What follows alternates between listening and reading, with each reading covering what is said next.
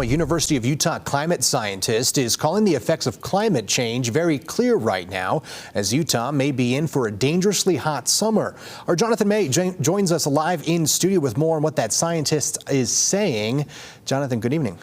Hey, good evening, Jordan. Researchers are pointing to the number of wildfires burning in the state and the high temperatures felt across the state as visible signs Utah's climate is warming up.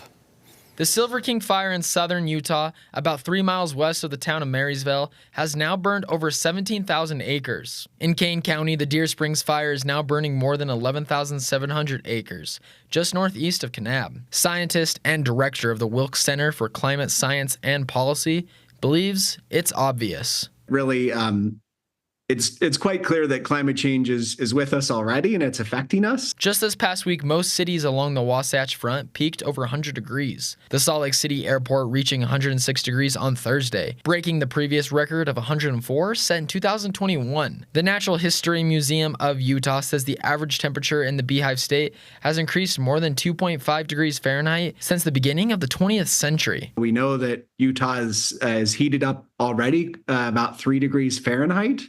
And this makes heat waves a lot more severe and a lot longer and starting earlier. Our forecasters are tracking triple-digit heat to return later in the week, as state climatologists are predicting a hot summer. That seems to be pretty locked in at this point, that the summer will be warmer than we've normally had over the last half century. Utah's State Hazard Mitigation Plan identifies climate change as a natural hazard, saying higher temperatures lead to drought, increased wildfire risk, and flooding from extreme precipitation. We cover the damages Moab saw from flooding last month. Because of the flood 2 years ago, a lot of the engineering staff and public works staff were already in the process of doing flood mitigation. So a lot of this stuff is already in the works, but this is going to set us back a little bit. But even with researchers attributing frequent natural hazards to climate change, Dr. Anderegg says there's still time to move the needle. The big picture here, right, is we are largely in control of our own future in terms of how bad climate change gets, because our decisions on how much we decarbonize and switch to a low carbon economy quickly